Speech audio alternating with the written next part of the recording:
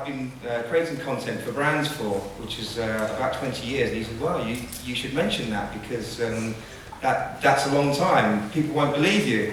And I said, well, they will believe me because you can just see the grey hairs on my chin. For those in the front row, you can see the grey hairs. At the back, you can't see the grey hairs. But I've been doing it for a long time. And today I'm going to talk to you about a brand new content project from last year. That's a great example of using innovation to excite audiences and create great content, and ultimately to sell product, which obviously is what branded content is about. It's called Silverpoint. It was a project for Absolute Vodka in the UK.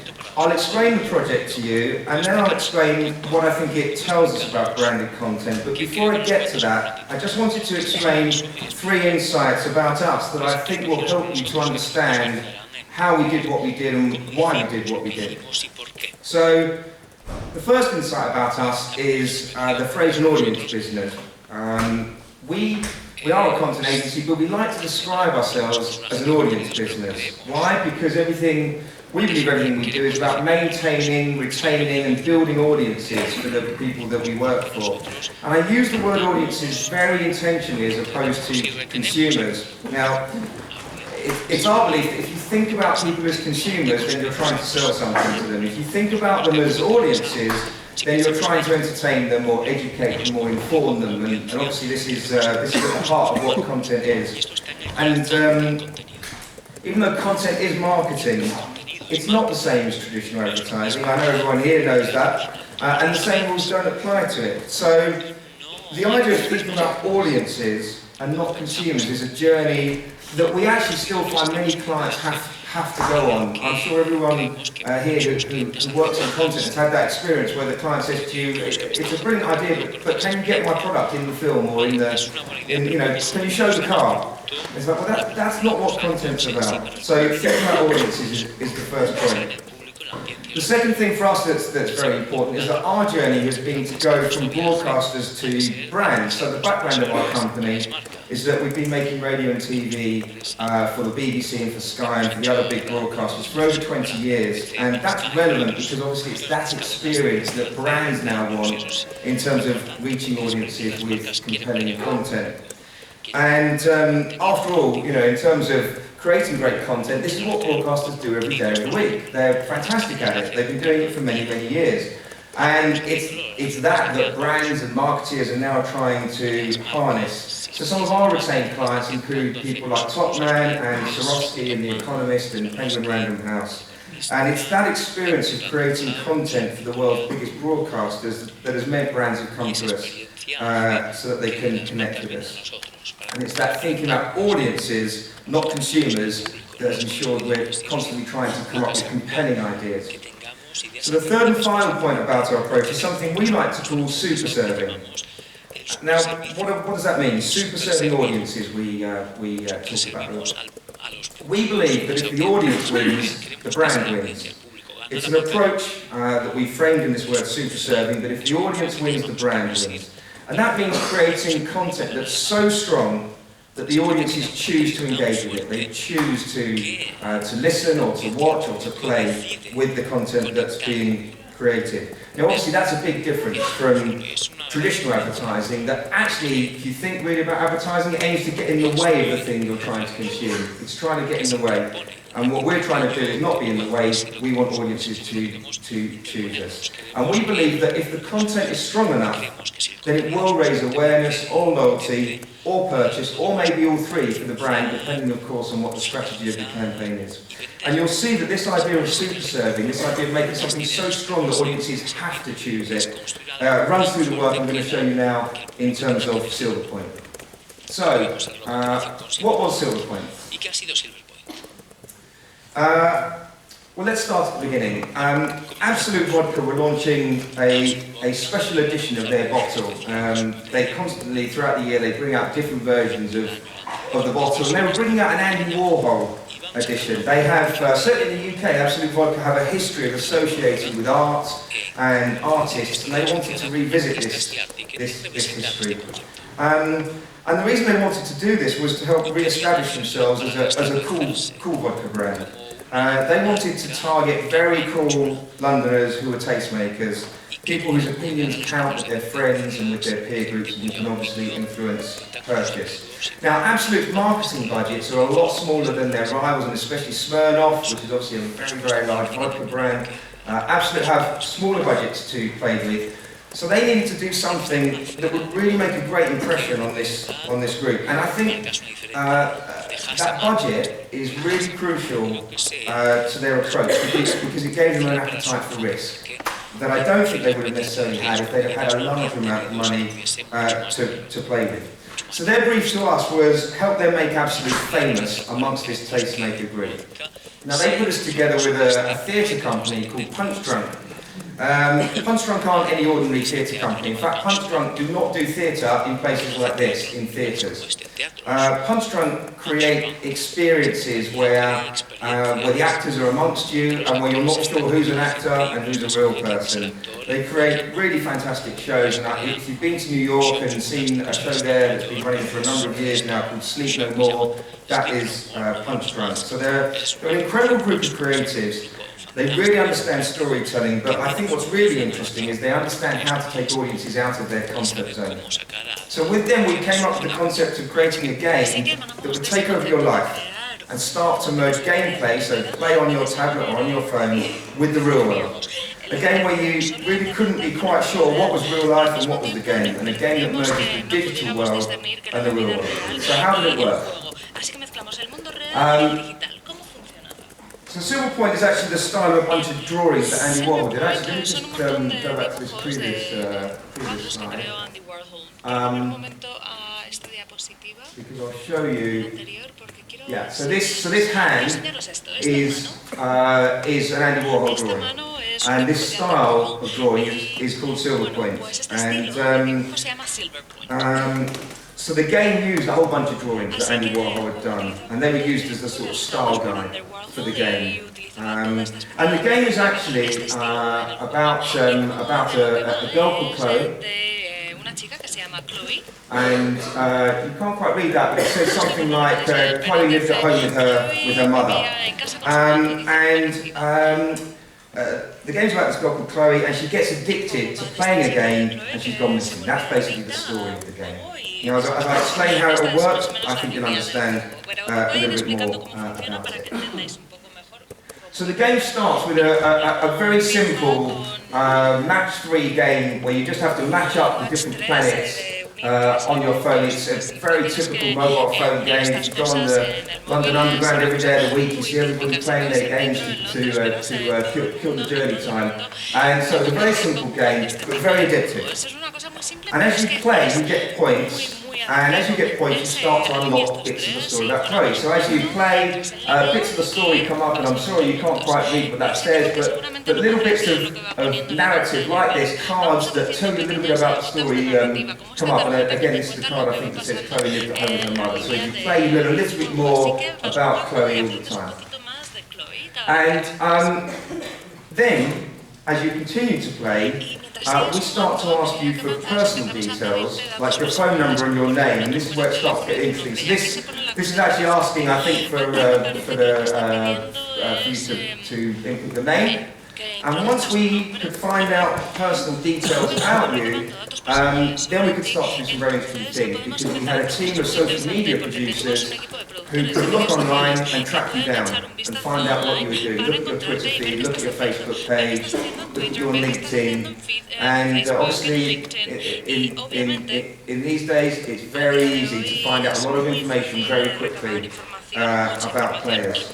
So once we knew your name, we could really start to find out things about you, what you were passionate about, how you spent your time, and then we could start to send personal messages to you. So this message says something like, I think it says something like, hello Michelle, why are you going to the party on Saturday? Why don't you play me?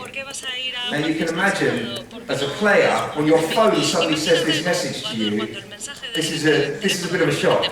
because we're not used to our phone being something so personal back to us without us telling it what to do. And there were all sorts of messages we were able to send. You know, don't take the kids to the football. Stay at home and play me.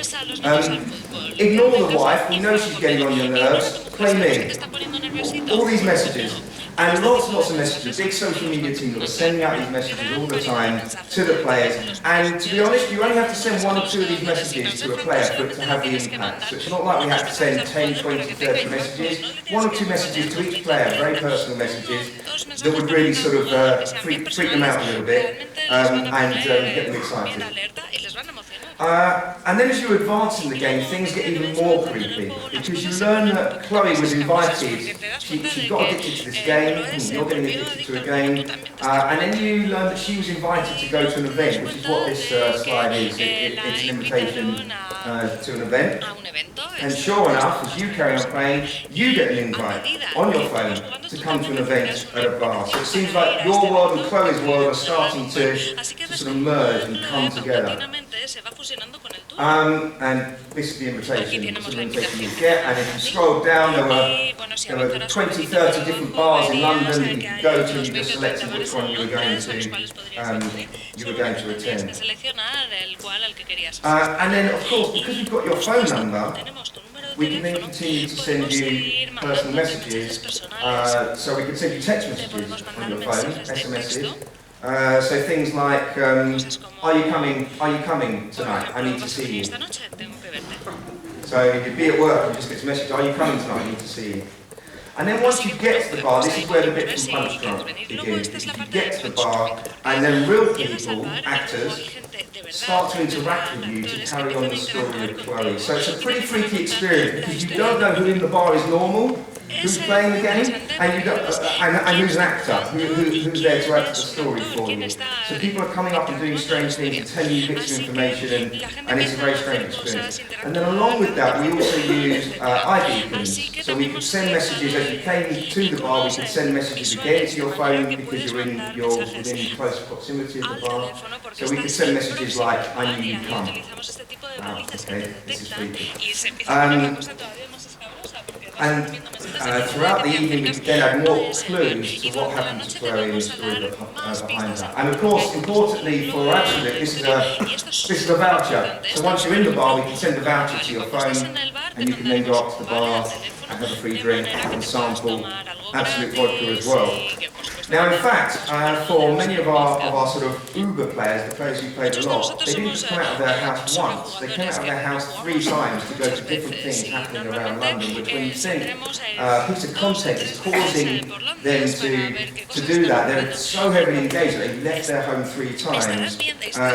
I think that's quite impressive. And in fact, one of the visits, they actually went to a hairdresser's where they sat in a chair. The woman at the hairdresser's didn't say anything to them, but she cut some of their hair off, and then they were told to leave again. So really, what's going on? It's all very, very strange.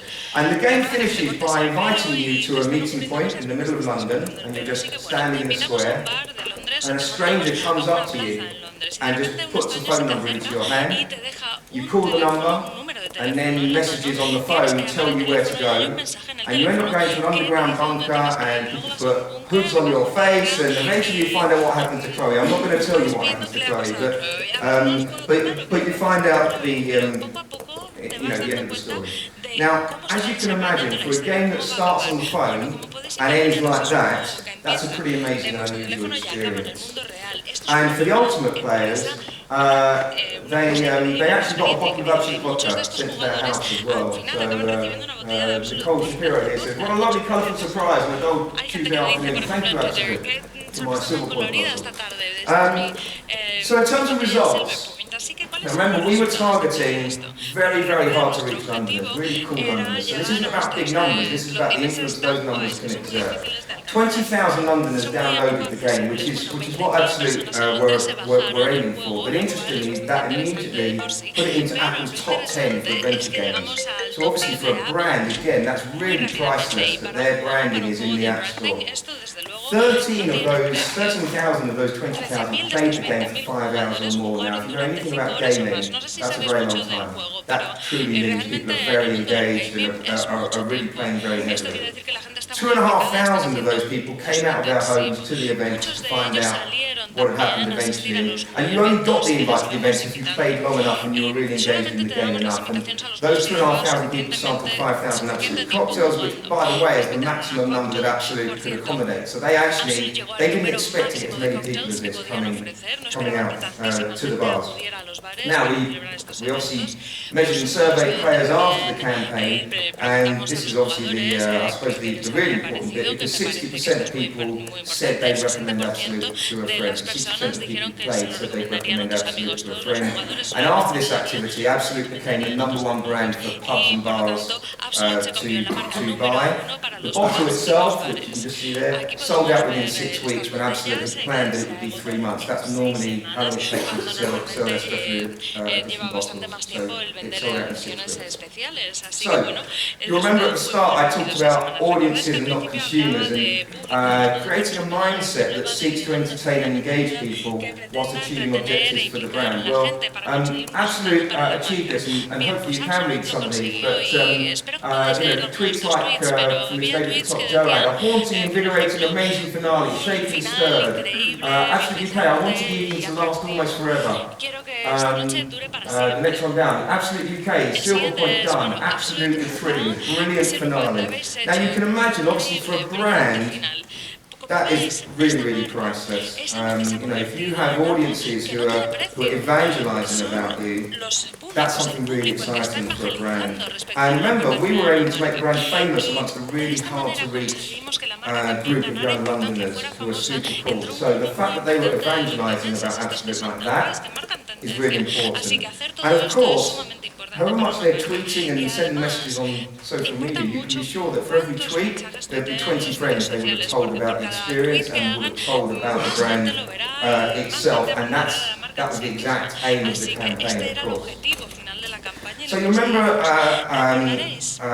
I said at the start that when the audience wins, the brand wins. Well, I believe Silver Point is the evidence of this, of when the audience wins, the brand wins, when the content you give the audience is so good that they'll talk about it, they'll love it, and ultimately they'll buy it if that is the aim of the campaign, which it was here.